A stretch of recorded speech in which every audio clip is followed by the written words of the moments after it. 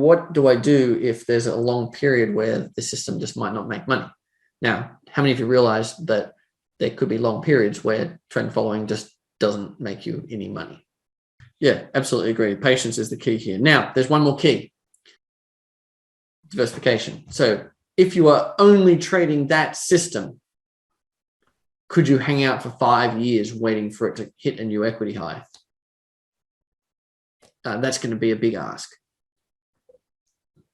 But if you've got systems in several different markets, some very long-term trend following, some shorter term, some momentum, some mean reversion, and some systems in uncorrelated markets, crypto, futures, whatever else, then the fact that that one system, which is a small part of the portfolio, is not making money for an extended period of time, you don't really notice it, because what you notice when you're trading day to day is your total equity and the level of activity that you've got and the size of individual losses that you're incurring. And every now and then you notice, wow, I've got this really big trade that's just going and going and going.